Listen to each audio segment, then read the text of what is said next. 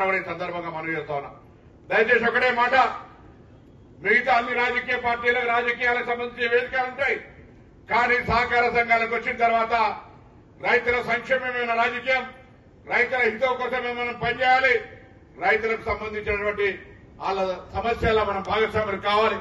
వేదిక మీద అన్ని పార్టీల వాళ్ళు ఉన్నా ఎప్పుడు కూడా రాజకీయాలకు సంబంధించిన అంశాలు తావులేదు.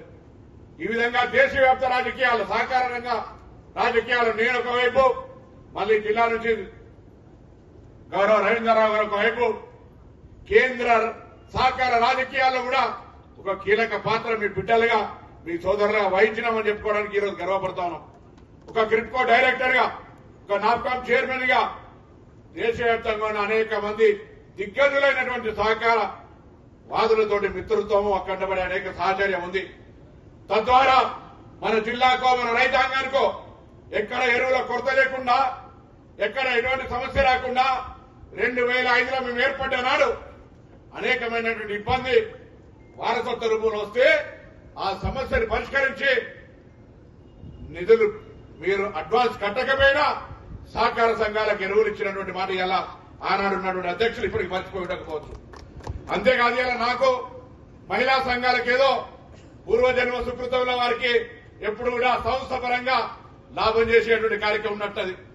ఆనాడు మార్కెట్ చైర్మన్ గా మొక్కజొన్న కొనుగోలు కేంద్రాలు మహిళా సంఘాల ద్వారా, వడ్ల కొనుగోలు మహిళా సంఘాల ద్వారా, సహకార సంఘాల ద్వారా కొనుగోలు చేసే ప్రక్రియ ప్రారంభం చేసినాం.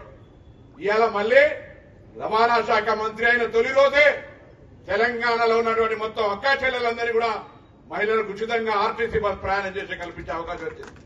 ఇప్పటికీ 265 రోజులు అయితే ఉంది. 265 రోజుల 85 కోట్ల మంది మహిళల్ని 2500 కోట్ల రూపాయల విలువ కలిగినటువంటి ప్రయాణాల్ని ఈ ప్రభుత్వం, రేవంత్ రెడ్డి గారి నాయకత్వంలో ఉన్నటువంటి కాంగ్రెస్ ప్రభుత్వం తెలంగాణ మహిళలకు, అక్కా చెల్లెళ్లకు ఉచిత బస్ సౌకర్యం కలిగించింది. అలా వేములవాడ రాజన్నను దర్శించుకోవాలన్నా,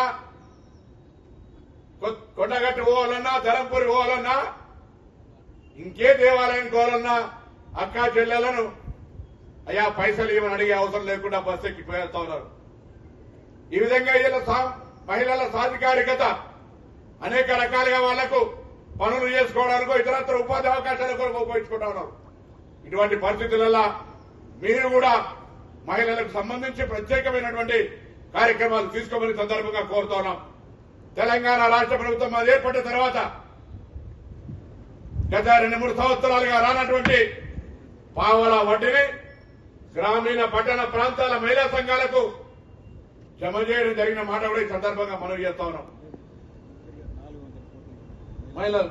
మహిళల ఔత్సాహపరచడానికి వ్యవసాయ ఆధారిత లేదా చిన్న తరహా పరిశ్రమలు పెట్టుకోవడానికి అనేక రకాల కార్యక్రమాలు ఇస్తా ఉన్నారు.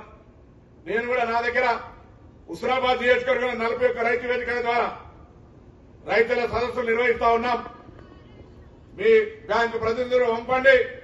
అక్కడ దేశ స్కీములు కానీ రాష్ట్ర స్థాయి అనేక వ్యవసాయ ఆధారిత పరిశ్రమలకు సంబంధించి రైతులకు అవగాహన కల్పిస్తా ఉన్నాం.